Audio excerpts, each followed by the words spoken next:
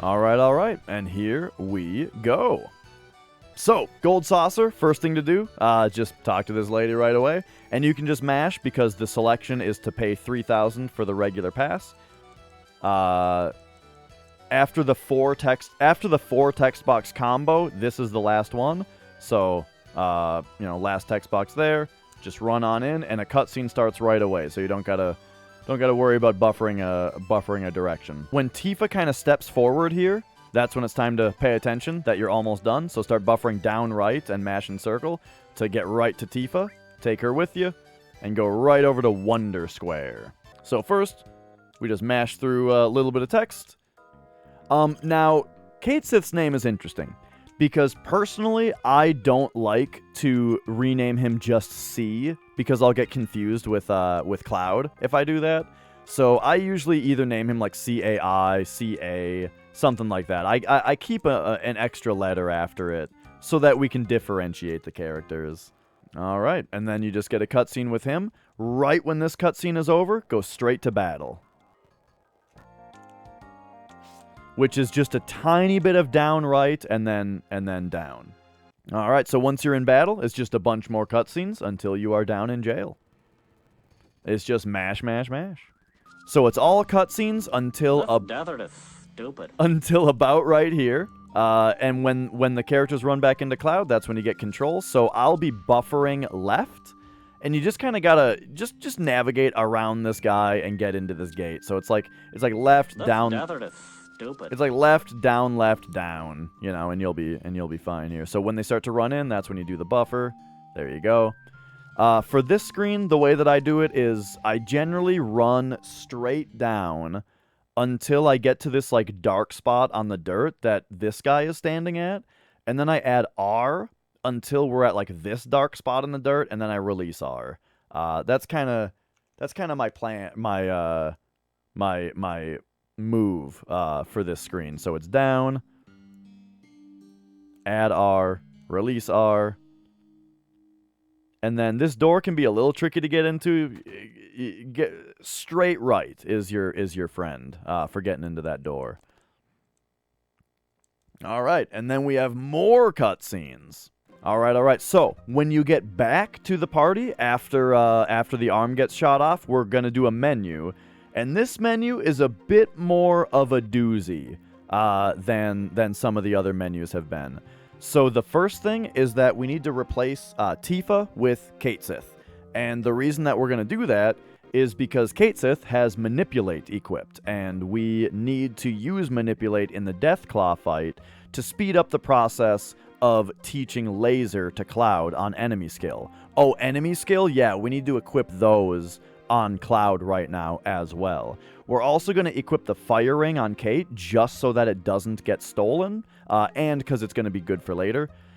And lastly, we need to back row Cait and switch ourselves to ATB Wait so that we can do the next fight. So it's a bit of a doozy. I also use this opportunity to arrange our items by most, because we just bought 24 Molotovs, so that should be the most of anything that we have in our inventory. And we can then have Molotovs at the top slot in the inventory, so we can do the up and circle trick to throw Molotovs, or at the very least, just have them readily available. So anyway, first things first, Tifa's the middle character here, so all you really need to remember is to switch the middle character to Cait.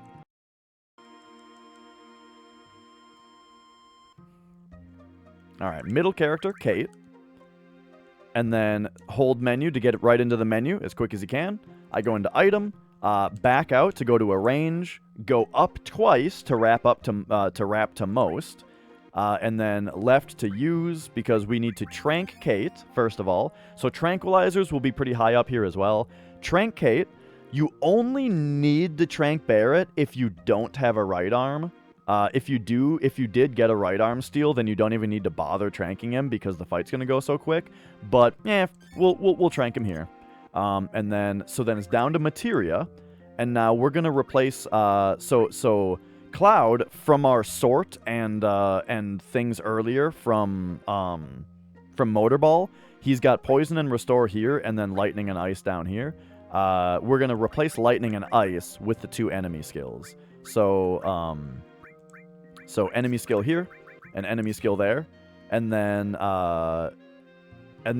when you hit, then you square over to equipment so that you can R1 over to Kate, put the fire ring on him with a double tap on accessory, back out, go down to order, back row, go down to config, ATB wait. So a bit of a doozy, but that's the whole menu here. Let's show it a little bit faster.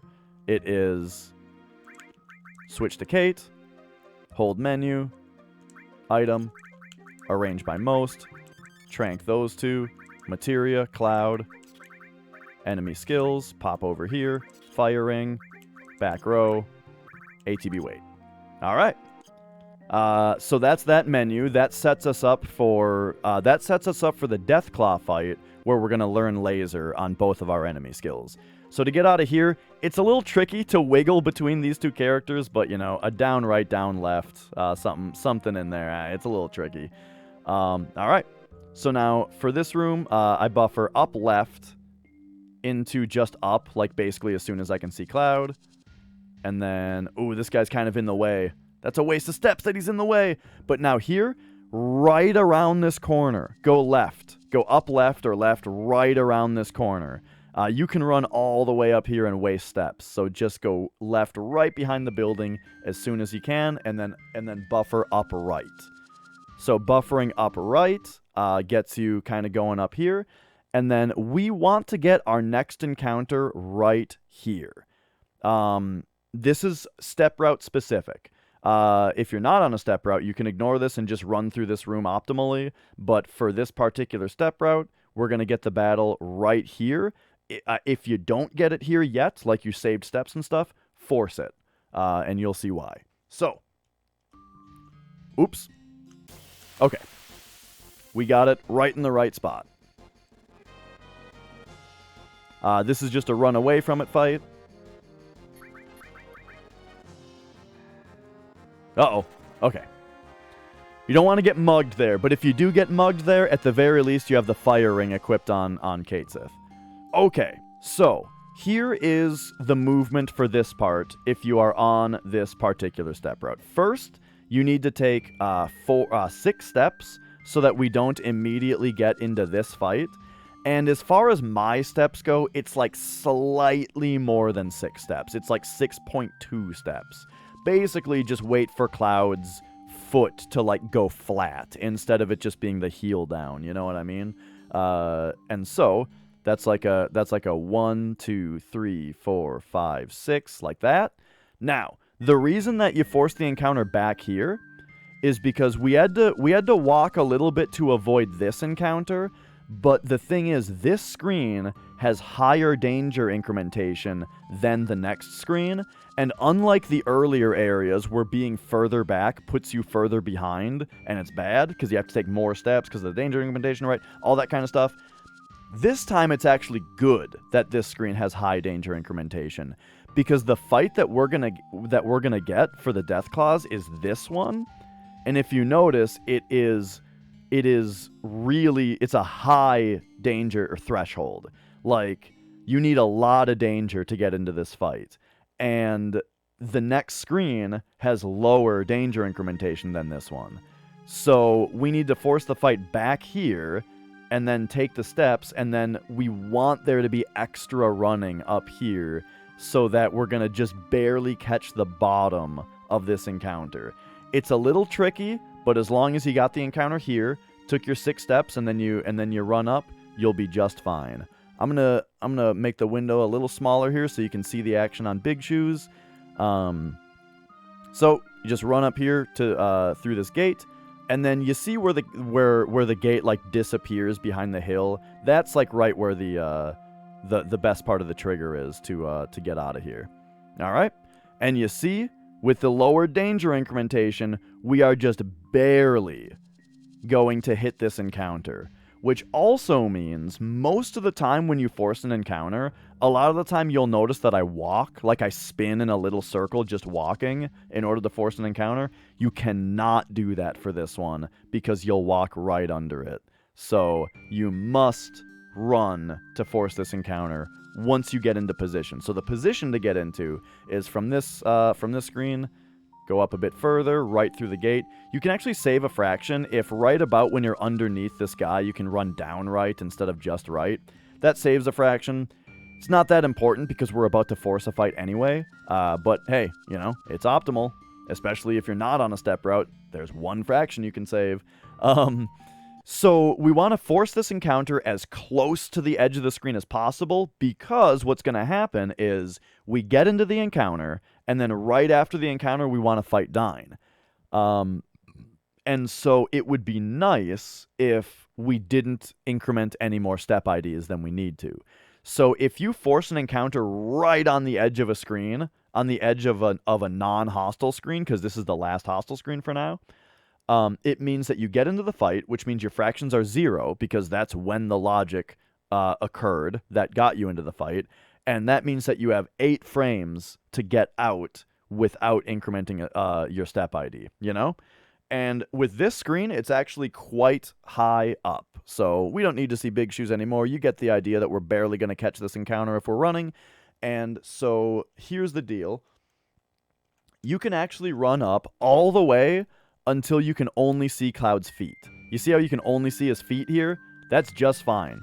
You can run all the way up there and then run carefully, run left and right until you get into the fight. Only left and right running until you get into the fight. Yeah? All right. Because up there is the Dyne fight. I forgot to mention here, if you're not on a step route, just force encounters until you see death claws. And this is one of the interesting parts where a step route isn't about avoiding encounters. Step routes are also about getting specific encounters that you do need. Yeah, this is a perfect example of an encounter that we need, and so the step route very conveniently gets us this encounter at just the right time. But yeah, if you're not on a step route, you just gotta force encounters here until you see the one that you need. Either 2 death claws works. There's also one that's like 2 death claws and a bull motor or whatever it's called. You know, you just need the death claw for the manipulate, as we'll see in a second. So here we go. This is now the laser encounter. So what we need to achieve in this encounter is 2 things. We need to cast laser on, we need to manipulate a death claw so that it will cast laser on Cloud. If one of them decides to just cast laser on Cloud on its own, cool. You don't have to manipulate it then, because that's all we're trying to achieve, is to speed up the process of getting laser to be cast on Cloud. You also would like to get a Braver on this fight if you can. So the amount of HP that these guys have is equivalent to, well, 1 grenade and 1 Molotov kills them. So Molotov plus grenade kills them. If they do cast barrier on themselves, though, so well, that's important if Cloud bravers. So if Cloud uses one of his bravers on one of them, you can then just grenade it to kill it, unless they cast barrier on themselves, in which case the braver plus grenade doesn't do enough damage, and it has to be a braver plus Molotov. So be aware if barriers are cast on them. And so here we go. So Katesith is the one that has manipulate, and he's got good ATB here. So we are going to try to manipulate this guy. And then this other one, I'm just going to Molotov and grenade it right away without any care. I held time there until Kate finished his manipulate, because since the manipulate missed, I don't want to give them any extra turns, and I want Kate to get his next manipulate attempt in as early as possible. So I held time until Kate's turn was over, so that I'm not giving them ATB without giving Kate ATB. So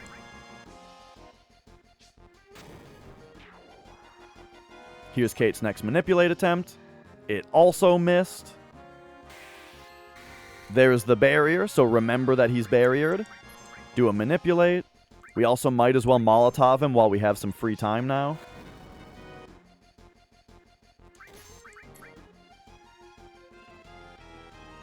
There's the manipulate. So then, cast laser on Cloud. I didn't realize that they gave Cloud a braver, and so I should have actually done that braver with him, and then the laser would have given him another braver. Because that's what's very convenient about this battle, is the fact that Cloud is still Furied all the way back from the Genova fight. And so a laser, as long as he has a decent amount of HP, a laser is able to give him a limit break in one shot. So you can use a Braver, and then laser Cloud. He gets another Braver, and then you can use that one. Yeah, be aware of crits, though. If you're Bravering, if you already killed the first one, and now you're just Bravering the second one, and it's not barriered, that could be an issue. But that was the eighth Braver for Cloud, so we are okay with that. Just make sure that you are casting Laser on the character that has the 2 enemy skills, and now we have learned Laser. But yeah, it is good to try to get 2 Bravers in if you can. So we'll do Manipulate, Molotov this one because he barriered. I'm gonna hold time here.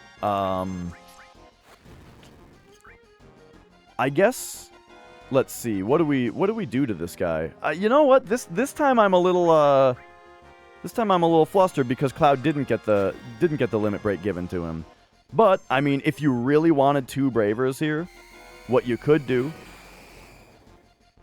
is give him the 1 and have him Braver, and then potion him so that he definitely has enough. So that he definitely has enough health to get another Braver from another laser.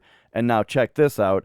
I queued up the next laser with Deathclaw before he got unmanipulated, which does queue up that laser for him. And so now, that means he will do this this laser. And now I hold time until Cloud's limit bar is full, and then we can back out, queue up a Braver. So there we got 2 Bravers that time, if you really need to do that.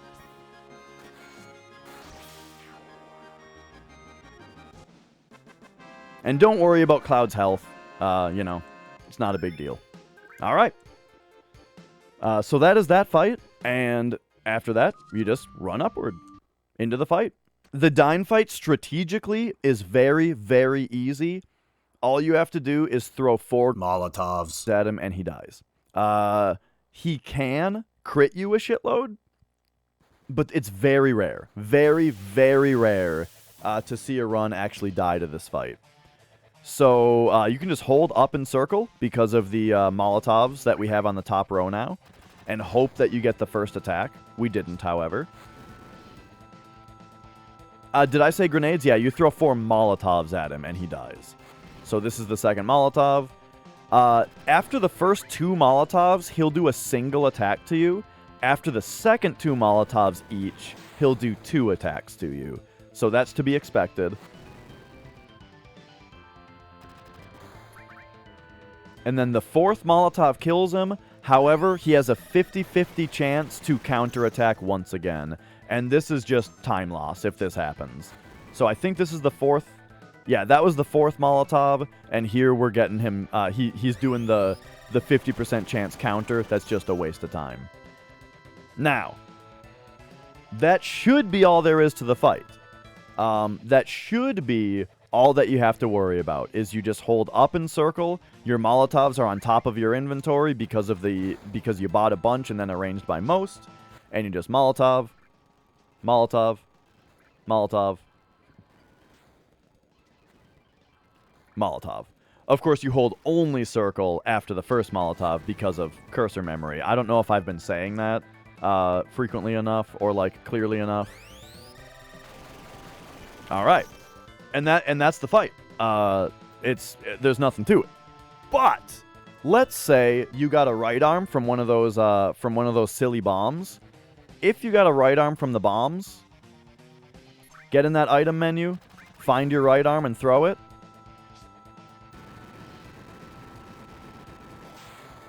It does 1,300 damage to him and one-shots him, and then he might counter and he might not. He's given us the 50% counter again, so that's a little bit of time loss. But as you can see, that was much, much, much faster. So you can save up to like 40 seconds with a right arm if you got it from the bomb. So that is the benefit to getting the right arm is is a much faster Dyne fight and also a safer Dyne fight. You don't got to worry about Dyne crits if, you know, if you just hit him with the right arm. But that's it. Not too much to say about Dyne. I don't think there's anything more that we necessarily got to talk about. And then we just got some cutscenes until the Chocobo Race. Yeah, if you get very, very unlucky and Dyne crits you a bunch and counters you, he might kill Barrett, he might end the run. It's possible, it happens, it's happened to everybody. I might as well add in, it will happen to you at some point. Alright, very important here. Once you're in the elevator, Esther gives you 4 text boxes, and then there is a choice. And the choice is whether you want the Chocobo tutorial, which you don't. So you have to take the second option after 4 text boxes. Yeah? 1, 2, 3, 4, second option. After he walks away, you get 1 more text box from Esther. And then you can just grab Rama here. And then weight yourself down here. Now, for a reason that we'll get into in a minute, I like to practice single frame inputs on this part because we're about to have to do some. After the Chocobo Race. So clear those text boxes, and while I'm waiting for these guys to walk, I sit here and I practice my single frame inputs, you know? This is a great time to kind of practice your technique. Alright? And then now start mashing circle at the door, because she's going to come out, and once again, 4 text boxes. We already got 1, 2, 3, 4, and now again, she asks you if you want a Chocobo tutorial. So once again, second option to not get the tutorial. All right. Now we get into a part that is not properly represented by my input display because I am unable to get R2 to properly show up because I'm using a Super Nintendo controller which does not have R2, and so I'm using the C key on my keyboard to press R2, which does not show up on this. So ignore this for a moment. In fact, I'm even gonna minimize that for a minute. Here's how you do this part. First of all, press select in order to get into manual mode, right? And then there are 3 buttons you want to hold down. First, you hold down square, and you hold down R1 and R2. Square is the command to speed up your Chocobo, to just make him run faster.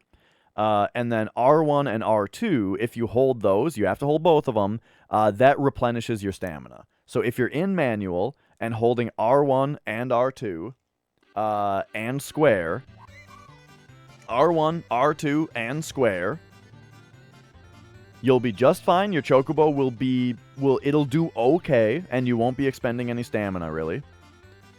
You might be behind here, though. You might not be this far ahead of the other guys, and that is just fine. If the other guys are a little bit ahead of you right now, totally fine. Just have R1, R2, and square held down.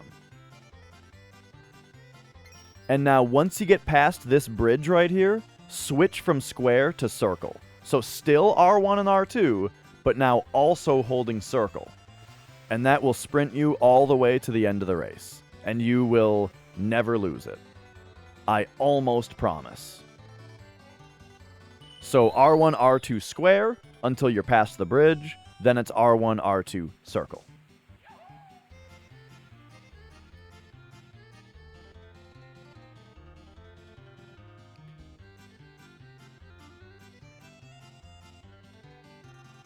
Oh, yes. I definitely don't promise you'll win if you're playing the Japanese version. Alright, so now just hold start. And right when the next guy passes the finish line, you will exit the Chocobo game. And blue wins again. Alright, there we go. So that's all there is to the Chocobo Race. R1, R2 square. Switch to circle. Once you're past the finish line and the next Chocobos are coming up, you have to wait for the second Chocobo to get across the finish line. Just be holding start when that happens, and it will exit the game as soon as the next guy passes the finish line. And there you go. Now, we just have a cutscene until we're back outside in the buggy. Well, actually, there's a party selection that we have to do. For this party selection, we want to keep Tifa, or keep Kate Sith in the party, because we need to use Manipulate again, but we are no longer going up to the Dyne fight and need to have Barrett in the party, so at this point, we swap Barrett out with Tifa. So, Cloud, Kate, Tifa is the party for the next part, and then we load outside in the buggy.